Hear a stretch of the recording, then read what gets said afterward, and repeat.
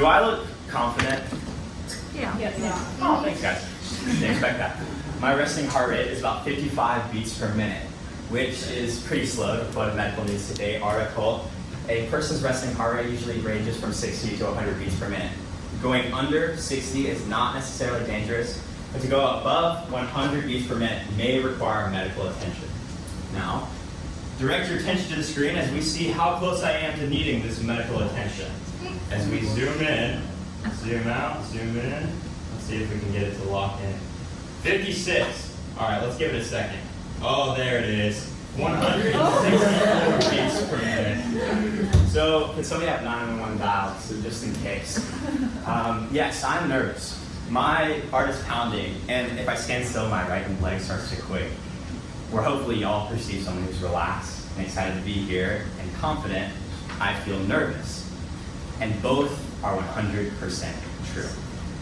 We use nervousness as the antonym to confidence. Hey, don't be nervous, be confident. How many of us have heard something like that in our lives? Right. The problem is we have legitimate fears.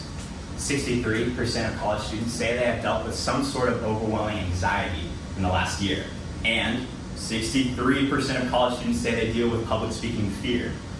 That is an interesting correlation, but I digress. So, we have legitimate fears, but I can stand up here and be confident at the same time. Now, my difficulty today is not to prove that nervousness and confidence can go together. You guys already believe that. Look at any superstar athlete or pop star, and they are nervous, sure, but they perform with consistent confidence.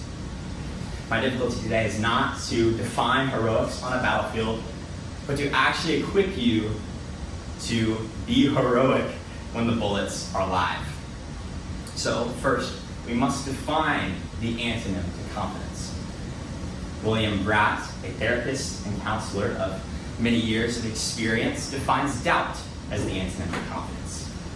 Because where anxiety, fear, and nervousness are all feelings, doubt is an action.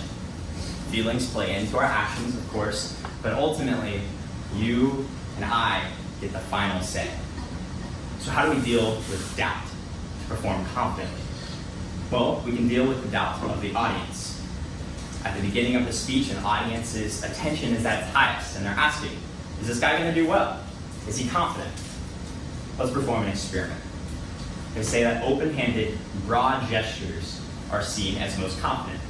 But let's say I just did. I swiped up my nose. Y'all noticed it, I'm sure, but I'm guessing you didn't see it as nervousness.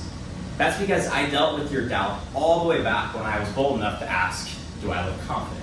And when I showed up wearing this today. Vanessa Van Edwards, a researcher, speaker, and best-selling author, says that a speaker's success is determined within the first 7 seconds.